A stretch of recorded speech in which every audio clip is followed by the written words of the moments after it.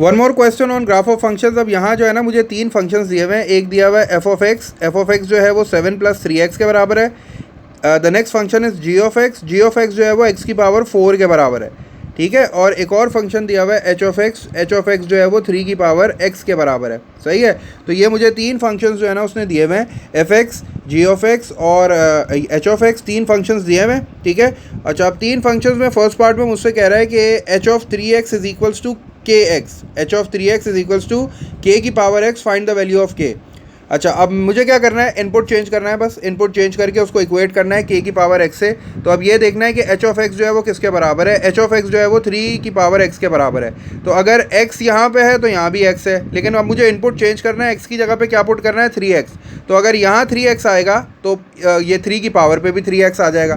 तो अब मैंने क्या करना है, मैंने इसको इस तरह लिखना है कि भाई h ऑफ जो 3x है, ठीक है, उसको मुझे इक्वेट करना है k to the power x पे। अच्छा, अब h ऑफ x जो है वो 3 की पावर x के बराबर है। तो अब मुझे h ऑफ 3x निकालना है, तो जहाँ जहाँ x होगा वहाँ क्या आ जाएगा, 3 की पावर x हो जाएगा। और यहाँ भी k की पावर x हो गया, समझो।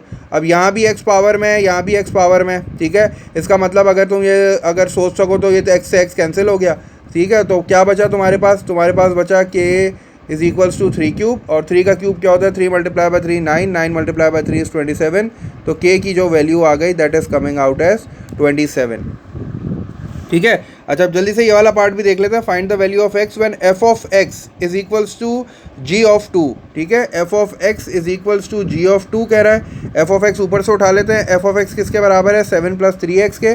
तो f ऑफ x की जगह मैंने क्या लिख दिया, 7 + 3x is equals to g of 2। g of 2 का फंक्शन क्या है भाई, g ऑफ x जो है वो x की पावर 4 के बराबर है।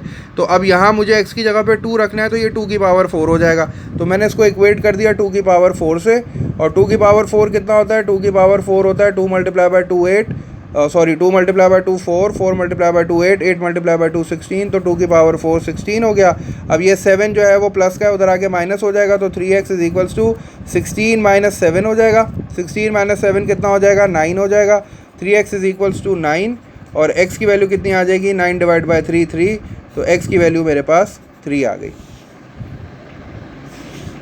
3 मार्क्स का है ये भी।